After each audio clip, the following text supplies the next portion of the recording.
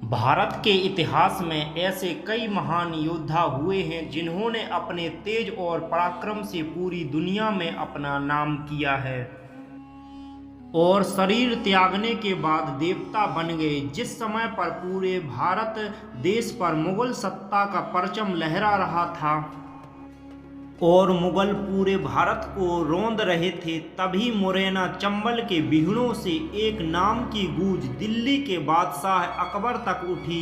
नाम था बाबू गुर्जर, जिन्हें दुनिया बाबू महाराज के नाम से जानती है। यह ऐसे महान योद्धा और संत थे जिनकी छतरी का निर्माण मुगल बादशाह अकबर को करवाना पड़ा था। बाबू महाराज का प्रतीक चिन्ह शेर था। वह चंबल के शेर थे और शेरों की तरह लड़ा करते थे।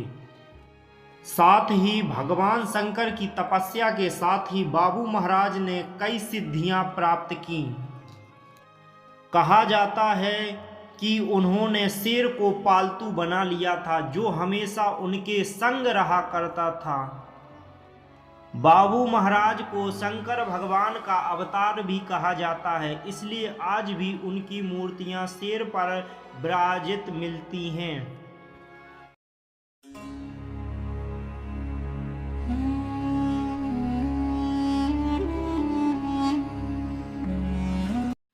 साल था 1518 ईस्वी। मध्य प्रदेश राज्य के मुरैना जिले के करजौनी गांव में गगन गुर्जर और उनकी पत्नी सिया करहानी रहा करती थीं, जो दोनों ही भगवान शिव शंकर के अनन्य भक्त थे, पर उन्हें कोई भी संतान नहीं थी। वह नित्य प्रतिदिन चंबल नदी में स्नान करने जाया करते थे।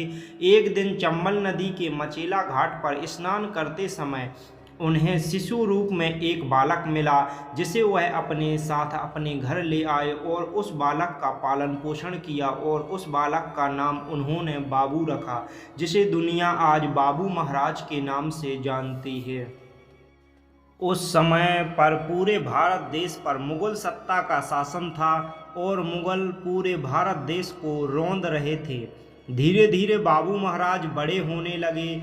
उनकी भी रुचि अपने माता पिता की तरह ही भगवान शिव शंकर में अधिक थी। मुगल सैनिक चंबल क्षेत्र के गांवों को लूटते और गाय भैंसें और महिलाएं बच्चियों को अपने साथ ले जाते थे। यह बाबू महाराज से देखा नहीं गया। उनका शरीर मजबूत कदकाठी का था। तब उन्होंने भगवान की सेवा के साथ ही हथियार चलाने की शिक्षा भी लेनी शुरू कर दी। थोड़े ही समय में वह एक कुशल पराक्रमी योद्धा बन गए। तब उन्होंने ग्वालों को हथियार चलाने की शिक्षा दी और मुगल सत्ता के खिलाफ चंबल के बीहड़ों में एक फौज खड़ी कर दी। जब भी मुगल सैनिक चंबल क्षेत्र के गांवों को लूटने के लिए आते या लूट कर ले जाते, तब बाबू महाराज उन पर आक्रमण कर छापामार युद्ध करते और मुगल सैनिकों से वापस सब कुछ लूट लेते थे और बाद में चंबल के बीहड़ों में चले जाते थे। धीरे धीरे बाबू गुर्जर के पराक्रम की चर्चा केवल मुरैना और धौलपुर तक सीमित नहीं रही, बल्कि सीधे दिल्ली के शाही दरबार तक पहुंच गई। बादशाह अकबर के दरबार में बार बार यह समाचार आने लगा कि चंबल क्षेत्र में एक ऐसा योद्धा है जो मुगल सत्ता को खुली चुनौती दे रहा है।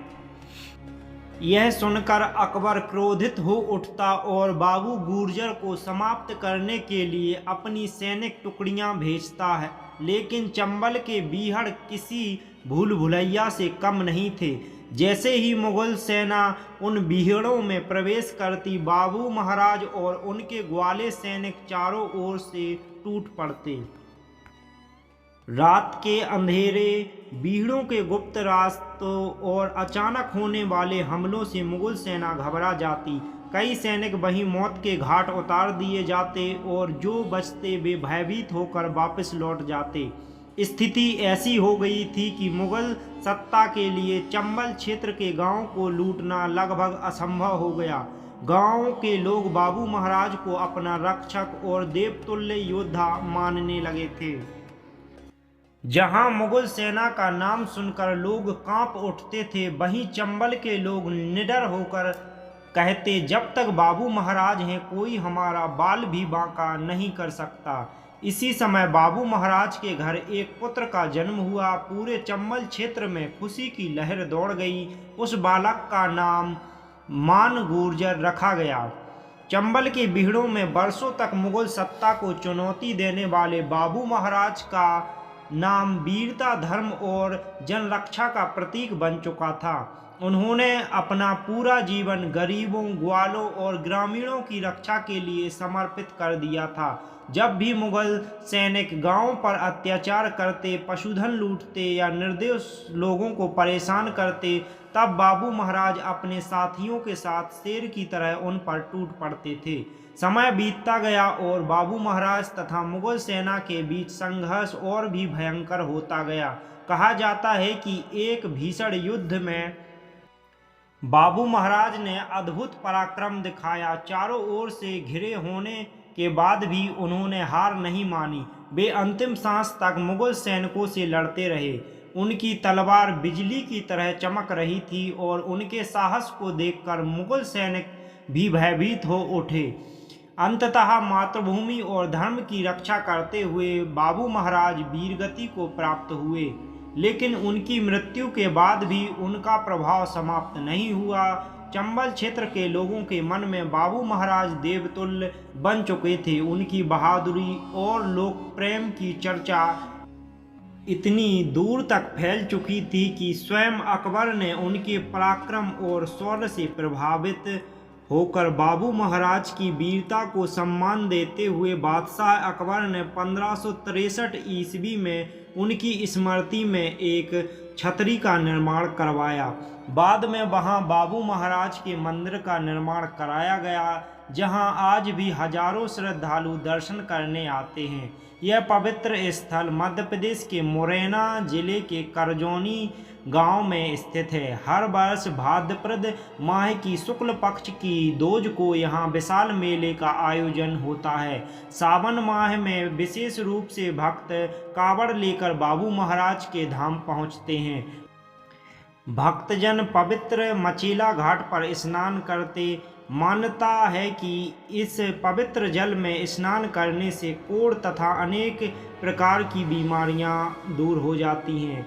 चंबल नदी का मचेला घाट श्रद्धालुओं के आकर्षण का केंद्र है और श्रद्धालुओं को शारीरिक एवं मानसिक कष्टों से मुक्ति देता है। दोस्तों, आपको यह बाबू महाराज का इतिहास कैसा लगा कमेंट सेक्शन में ज़रूर बताना। यदि बाबू महाराज के इतिहास में कोई गलती हुई है तो कमेंट में उस जानकारी को जरूर साझा करें। जय महाकाल की, जय श्री कारसदेव बाबा की। मिलते हैं आपको अगले वीडियो में एक नए लोक देवता के साथ।